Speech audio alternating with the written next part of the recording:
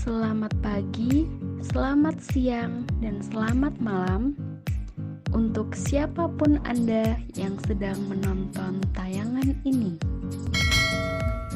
Kami akan memberikan sedikit informasi penting untuk dapat menambah wawasan. Kami dari kelompok 8 yang beranggotakan Petrus Yabes Putra, Rifka Anissa Febriliana, dan Nicholas Aditya Pinandita. Pada kesempatan kali ini, kami akan menyampaikan mengenai sejarah retorika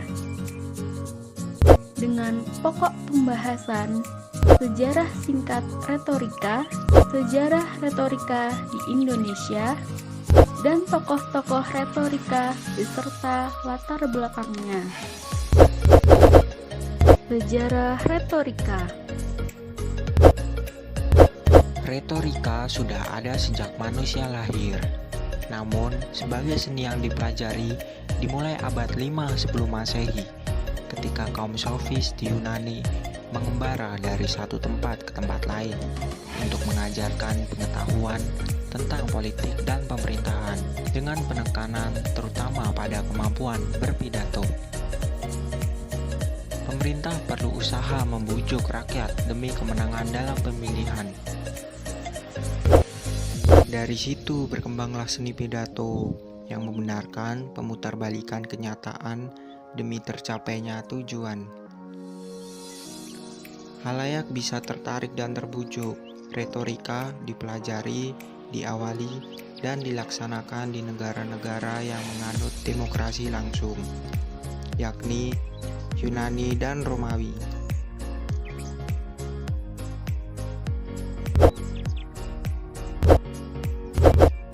Lalu, apa fungsi dari retorika?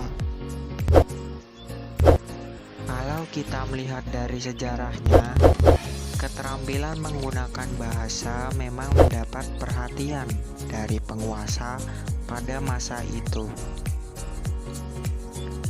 Orang yang pandai dalam ilmu bahasa biasa dikenal dengan agitator atau kaum sofis. Dari sinilah kita dapat melihat apa fungsi dari retorika.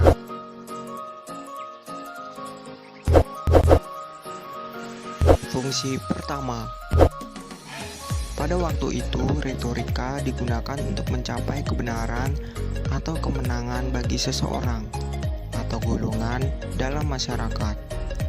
Untuk meraih kekuasaan, yakni mencapai kemenangan seseorang atau kelompok dengan pemiu, siapa yang menang dialah yang berkuasa.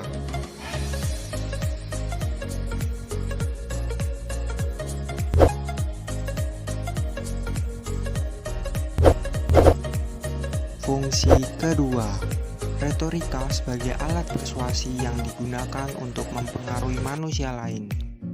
Komunikasi persuasif membiarkan orang lain bebas melakukan apapun yang mereka inginkan setelah persuader berusaha meyakinkan.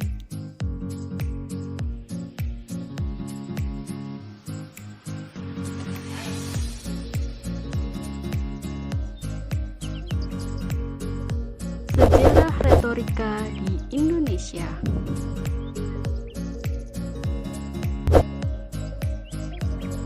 Sejarah perkembangan retorika di Indonesia tidak terlepas dari sejarah Indonesia itu sendiri. Sejak abad ke-16, masa penjajahan Belanda, terdapat tokoh-tokoh retorika Indonesia yang menjadi delegasi-delegasi pada konferensi. Sebagai wakil Indonesia, tentu saja delegasi itu memiliki kemampuan berunding. Disitulah ilmu retorika terpakai. Perkembangan retorika saat ini bukan hanya sekedar alat atau sarana mengenal komunikasi agar sampai pada arah dan maksud tujuan. Namun, ilmu yang dikembangkan oleh filsuf terkenal di masa Yunani kuno ini telah menjadi tuntutan sebuah profesi tunggal, seperti juru bicara atau jubir, moderator pembawa acara, dan sebagainya.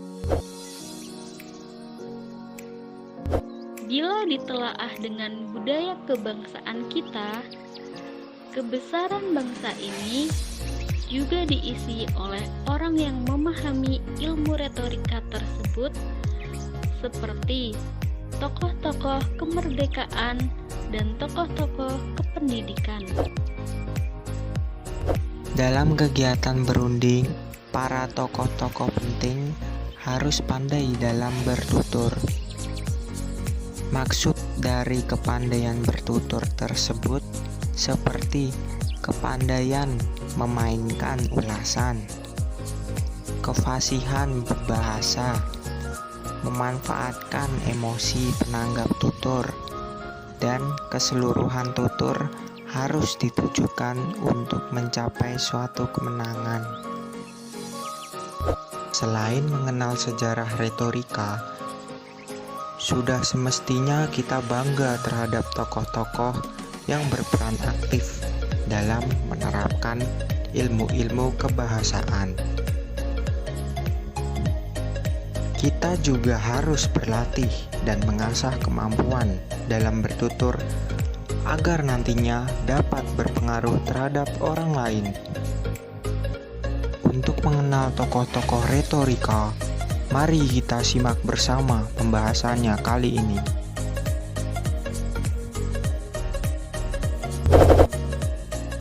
Tokoh-tokoh retorika.